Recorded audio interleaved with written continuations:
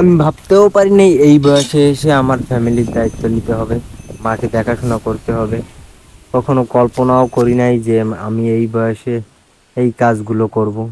যে কাজগুলো আমার মায়ের করার কথা ছিল, এখন আমার কথা ছিল ঘুরে বেড়ানো, বন্ধুদের সাথে আড্ডা দেওয়া। সব কিছু অন্যরকম হয়ে গেল, কেমন যেন ঝড়ের মতন আসলো আর ঝড়ের মতন সব কিছু এলোমেলো করে দিয়ে গেল।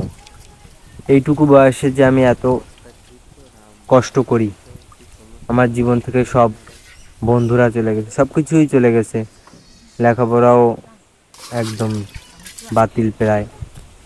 কিন্তু তারপরেও কিছুটা ধরে রেখেছি লেখাপড়া।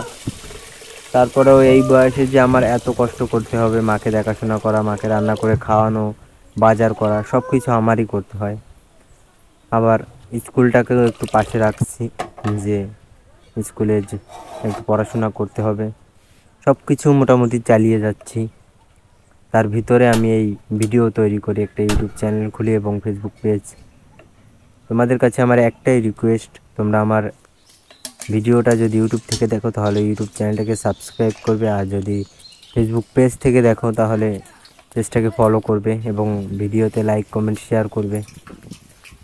এই বয়সটা হয়তো আমার ছিল এক সময় খুব আনন্দের, কিন্তু এখন আর নেই। এই 13-14টা মাস আমার সম্পূর্ণ মাকে রান্না করে খাওয়ানো, মাকে দেখাশোনা, মাকে ব্যায়াম করানো, বাজার করা, ঔষধ দেওয়া, সব কিছুই আমার করতে হয়। একটা মহিলা মানুষের যে কাজ, সব কিছুই আমার করতে হয়। জল আনা থেকে শুরু করে থালা বাসন সব কিছু আমার আমার নিজের করতে হয়। আরও 1 থেকে 1.5 বছর আগে আমি জীবনযাপন করতাম অন্যরকমভাবে, আর এখন জীবনযাপন করি আমি অন্য আরেকটা রূপে।